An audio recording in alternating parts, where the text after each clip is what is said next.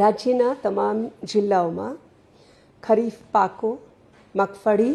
મગ, અડદ અને સોયાબીનની ટેકાના ભાવે ખરીદી માટે તારીખ 1/9/25થી 15/9/25 સુધી ખેડૂતની નોંધણી કરવા ગ્રામ્ય કક્ષાએ ઈ-ગ્રામ કેન્દ્રો ખાતે વીસી મારફતે વિના મૂલ્યે નાફેડના ઈ સમૃદ્ધિ પોર્ટલ મારફત કરવામાં આવેલ છે. હવે આ તારીખ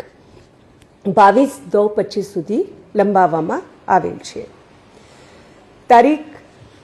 17/9/25ની સ્થિતિએ મને જણાવતા આનંદ થાય છે કે આ વર્ષે મોટી એવી સંખ્યામાં અને ગત વર્ષના પ્રમાણમાં 200%થી બી વધારે ખેડૂતોએ આ વર્ષે પોતાના નામ નોંધાયા છે અને મગફળીમાં 8,79,221 ખેડૂતો, અડદ માટે 5,206 ખેડૂતો, મગ માટે 1,186 ખેડૂતો,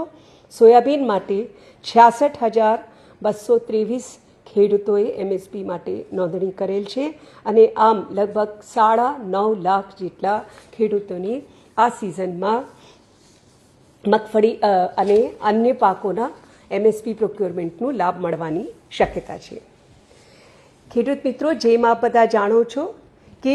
ગત વર્ષની જેમ આ વર્ષે પણ આપણે આપ જે નોંધણી કરાવો છો તેનું એક પ્રાથમિક કક્ષાએ વેરિફિકેશન કરીએ છીએ અને આ વેરિફિકેશનના ભાગરૂપે આપણે એક સેટેલાઇટ ઇમેજના આધારે રિપોર્ટ કાઢી છે અને આ રિપોર્ટને આધારે અમે લોકો આપને મેસેજ કરવામાં આવ્યા છે. મારે આપ બધાને જણાવવાનું કે આ એક ફક્ત અસેસમેન્ટની પ્રોસિજર છે અને એક પ્રાથમિક પ્રક્રિયા છે જેનું વેરિફિકેશન થયા બાદ